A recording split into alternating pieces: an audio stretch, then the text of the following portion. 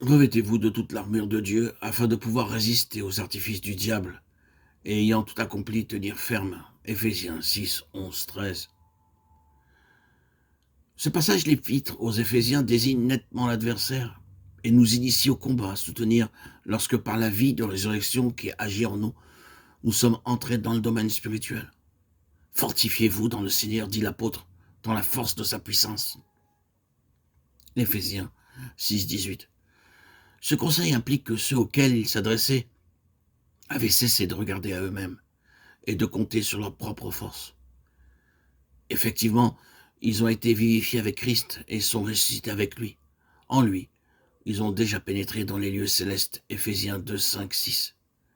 Ils ont donc revêtu l'homme nouveau. Éphésiens 4, 24. Ceux-là connaissent leur entière faiblesse. Comment marcheront-ils à la rencontre de l'ennemi?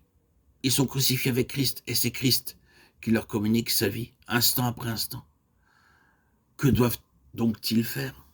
Faut-il combattre? Leur force sera de rester en Christ. Ils sont exhortés à se fortifier dans le Seigneur et dans sa force toute puissante, à se tenir ferme là où ils se trouvent, sur le terrain du calvaire, à demeurer inébranlables malgré toutes les ruses du diable qui essaie de les attirer hors de leur forteresse et de les amener à quitter leur refuge. Christ. Ce n'est pas contre la chair et le sang que nous avons à combattre, dit l'apôtre Paul, Éphésiens 6, 12. Et de quel combat peut-il bien être question? L'ennemi, Satan, esprit mauvais, attaque l'homme spirituel dans le domaine spirituel où il se meut maintenant. Il l'y attaque. Il étreint l'homme intérieur qu'il essaie d'étouffer et lui livre de vraies batailles. En ces heures d'angoisse que l'apôtre nomme le jour mauvais, où l'enfant de Dieu est comme paralysé par Satan et où combattre semble impossible, tout ce qu'il peut faire est de demeurer ferme, en refusant absolument d'être délogé de sa position en Christ, en résistant aux artifices et suggestions de l'ennemi.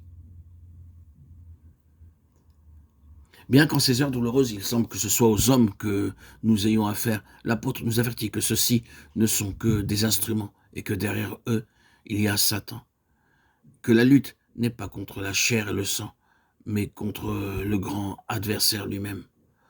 Retranché en Christ, l'enfant de Dieu voit à l'œuvre l'esprit qui agit dans les enfants de rébellion. Éphésiens 2, 2. Et parfois aussi dans les enfants de Dieu. Pierre, essayant de dissuader le Christ du chemin de la croix, nous en fournit un exemple. De même, Satan pousse David à l'action présomptueuse en dehors de la volonté de Dieu.